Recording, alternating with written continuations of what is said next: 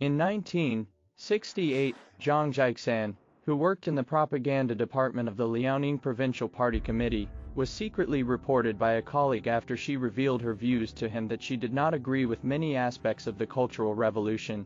Zhang Zhixin was then sent to the May 7th Cadre School in Panjin, Liaoning Province, to undergo rehabilitation. Zhang Zhixin again questioned the crackdown on a large number of cadres at a meeting organized by the May 7th Cadre School, while arguing that Mao Zedong should not have engaged in the cult of the individual. On September 18, 1969, the CCP arrested Zhang Zhixin for counter-revolutionary crimes. In prison, Zhang Zhixin was tortured.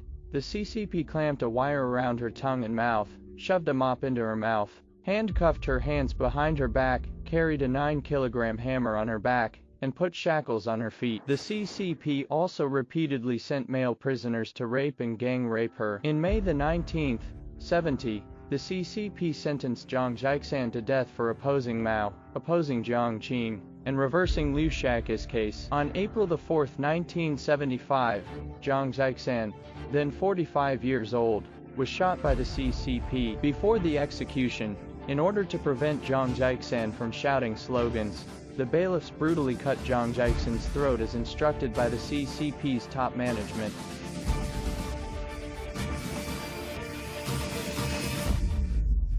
After the establishment of the CCP in 1949, the bloodline theory was solidified by various regulations for the Chinese people from birth to death. 1966, the cadre's children of the attached middle school of Beijing Aviation College once posted a couplet: "From a revolutionary father a hero, from a reactionary father a bastard, from going to elementary school, secondary school and university, to recruitment, promotion, joining the army, seeking medical treatment, and even entering the crematorium and choosing the cemetery after death." The CCP has tied it to one's origin.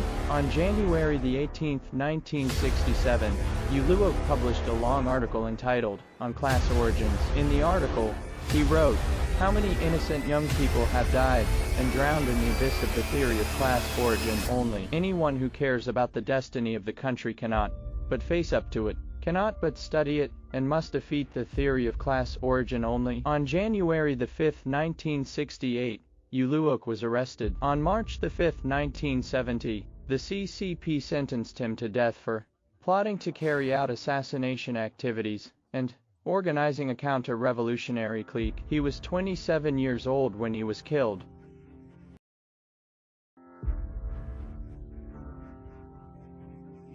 In 1954, Lin Zhao was admitted into the journalism program of the Chinese Department of Peking University, placing first in Jiangsu Province, and served as the editor of Peking University Poetry Magazine and the Red Mansion. In 1957, Lin Zhao was classified as a rightist. In the fall of 1959, Lin Zhao, together with Gu Yan and Zhang Chunyuan from Lanzhou University, organized the magazine Spark, which criticized the current evils. The magazine was later denounced, and Spark was characterized as a counter-revolutionary group case. Lin Zhao was arrested and sent to prison in October 1960 as one of the main culprits of the case. In prison, Lin Zhao wrote 140,000 words and blood poem on clothes, in which she pointed out that the CCP was a totalitarian regime. In 1962, while Lin Zhao was on medical parole,